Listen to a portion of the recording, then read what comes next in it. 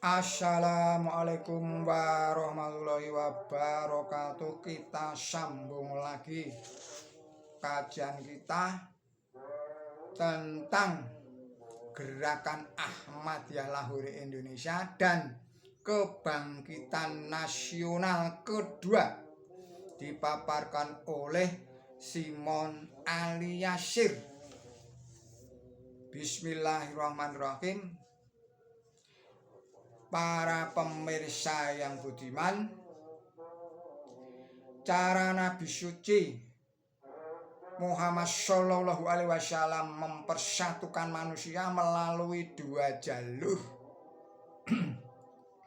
yaitu jalur etnis dan jalur teologis. Secara etnis, Nabi suci Muhammad Shallallahu Alaihi Wasallam memandang seluruh umat manusia sebagai satu keluarga, yakni keluarga Tuhan atau keluarga Allah Ta'ala. Hadis riwayat Baihaqi, yang bertempat di satu bumi dengan satu atap, yakni langit, dengan menikmati apa yang dihasilkan oleh alam semesta. Manusia dibagi-bagi menjadi berbagai suku dan bangsa-bangsa agar menciptakan kesatuan dan persatuan yang dinamis, agar saling mengenal, saling berinteraksi. Perbedaan warna kulit hanyalah faktor alam. Setiap orang harus dihormati bukan karena harta dan kekayaannya, dan bukan pula karena kedudukan atau warna kulit dan bahasanya, melainkan karena kemanusiaannya. Cara Nabi suci Muhammad Shallallahu Alaihi Wasallam mempersatukan dan kesatuan umat manusia secara teologis. Beliau mengungkapkan satu realita bahwa wahyu Allah Ta'ala itu bersifat universal. Pada setiap umat telah dibangkitkan nabi atau utusan sebagai pembawa kabar baik, pembawa kabar suka gembira, pembawa keselamatan atau juru ingat, dengan membawa petunjuk, hukum dan jalan, cara-cara beribadah teristimewa dalam mengabdi kepada Allah Ta'ala dan berbuat baik kepada sesama manusia, yang diwahyukan oleh malaikat Jibril di dalam bahasa kaumnya masing-masing. Oleh karena itu Allah Ta'ala menghendaki agar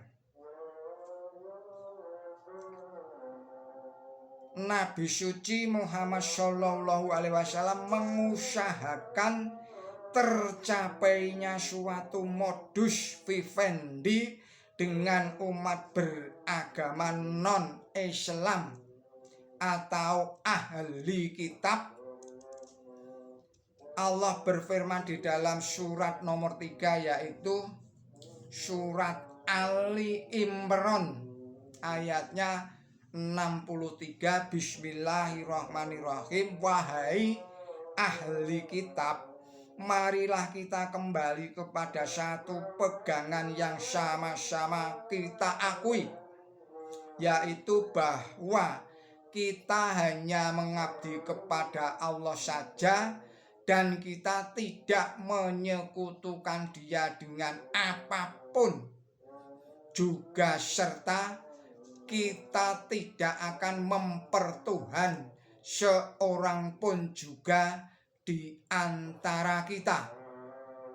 Tatkala umat Islam berpegang teguh kepada asas kesatuan dan persatuan, umat manusia itu Islam menjadi jaya, mengungguli semua agama, dan umat Islam menjadi unggul, dan umat yang berbaik, dan umat yang terbaik yang ditampilkan sebagai teladan bagi umat-umat yang lainnya.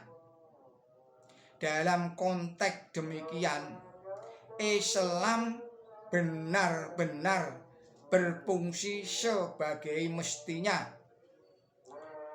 Saya ulangi lagi, dalam konteks yang demikian itu agama Islam benar-benar berfungsi sebagaimana mestinya, yakni sebagai alat yang paling ampuh untuk menciptakan kesatuan umat manusia dan melenyapkan pertentangan-pertentangan, baik pertentangan internal ataupun pertentangan eksternal.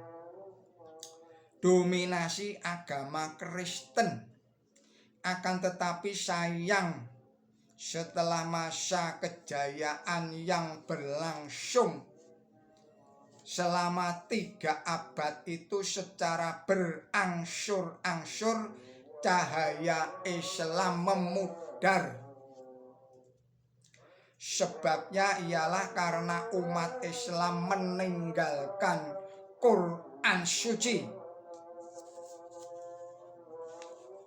Surat 25 ayatnya 30, dan melupakan Allah serta mengekor umat-umat sebelumnya, teristimewa kaum Yahudi dan kaum Kristen. Hadis riwayat Bukhari. Titik terendah kemundurannya ialah 1000 tahun setelah masa kejayaannya. Surat 32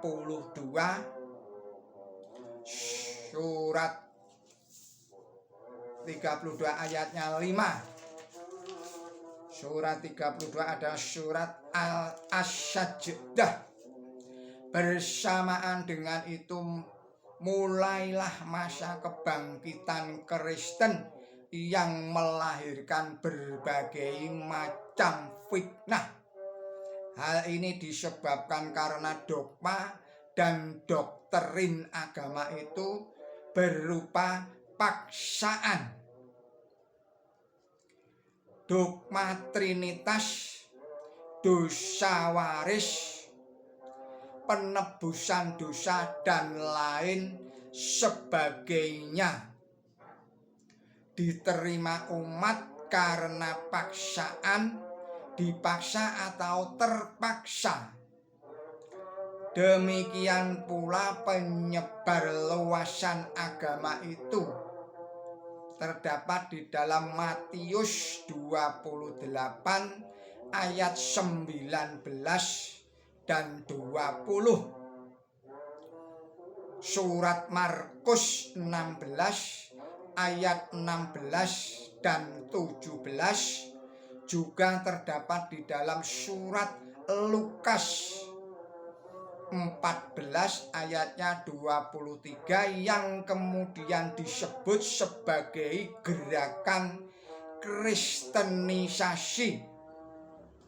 Secara historis, gerakan kristenisasi muncul secara lebih efektif bersamaan dengan meraja lelanya imperialisme dan kolonialisme Barat yang dicetuskan oleh Paus Alexander VI tahun 1493 Masehi, setelah Bartholomeus Dias menemukan Tanjung Pengharapan dan Columbus menemukan benua Amerika sebagai tertulis di dalam Inter Cetera dalam kewibawaan yang diberikan oleh Allah Maha Kuasa kepada kami, kami serahkan kepada kedua raja itu, yaitu Spanyol dan Portugis,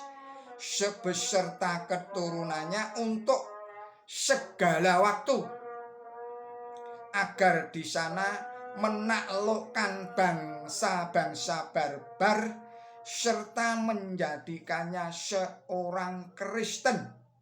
Terdapat di dalam gereja dan inkulturisasi. Saya ulangi lagi, terdapat di dalam gereja dan inkulturasi. Demikianlah kajian kita. Kita sambung lagi di video berikutnya. Billahi taufik wal hidayah. Wassalamualaikum warahmatullahi wabarakatuh.